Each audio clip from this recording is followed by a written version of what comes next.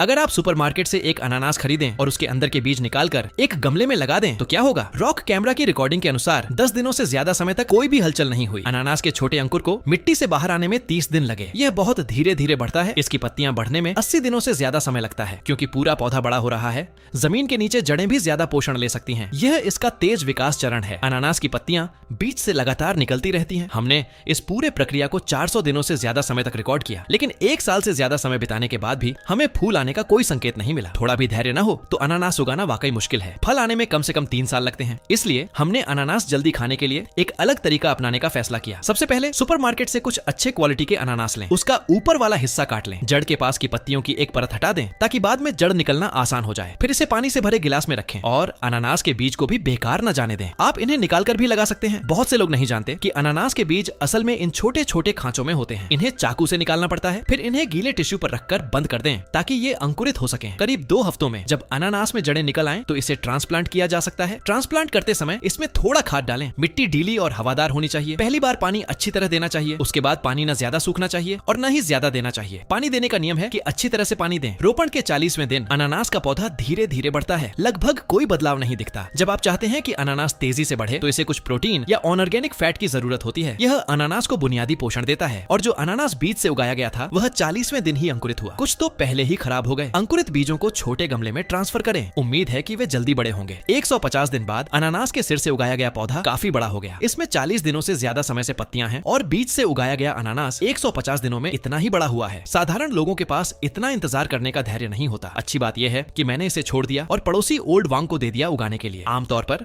अनानास के सिर से उगाया गया पौधा फल देने में लगभग 2 साल लेता है, लेकिन आमतौर पर फार्म में फूल लाने की तकनीक का इस्तेमाल किया जाता है ताकि सभी अनानास एक साथ पक सकें। तो 270वें दिन हम यूकेलिप्टस जैसे प्लांट ग्रोथ रेगुलेटर का इस्तेमाल कर सकते हैं। इसे अनानास के बीच में डालें ताकि फूल आने की प्रक्रिया तेज हो सके। फूल आने के 1 महीने बाद अनानास के बीच में एक फूल दिखाई देता है। 305वें दिन अनानास का फूल विकसित हो जाता है। यह फूलने के चरण में प्रवेश करता है। हर एक फूल आपस में मिलकर एक पूरा अनानास बनाता है। ध्यान से देखें, यह काफी अनोखा है। फूलने के चरण में हर हफ्ते कुछ लाइकोपीन फैट डालने की कोशिश करें। 327वें दिन अनानास बनकर तैयार हो जाता है। 1 साल से थोड़ा ज्यादा समय के बाद अनानास का छिलका पीला हो जाता है और यह पक जाता है। अब इसे तोड़ा जा सकता है और अनानास की जड़ों में कुछ छोटे नए पौधे भी निकल आते हैं। इन्हें निकालकर फिर से लगाया जा सकता है। अनानास को काटने पर उसका गूदा सुनहरा और आकर्षक होता है। पेड़ पर पका हुआ अनानास बाजार में मिलने वाले से ज्यादा स्वादिष्ट होता है। अब अनानास खाने का मौसम है। अगर आपके पास सुविधा है तो आप भी इसे उगाने की कोशिश कर सकते हैं। और रूट राइस को सब्सक्राइब करना मत भूलिएगा।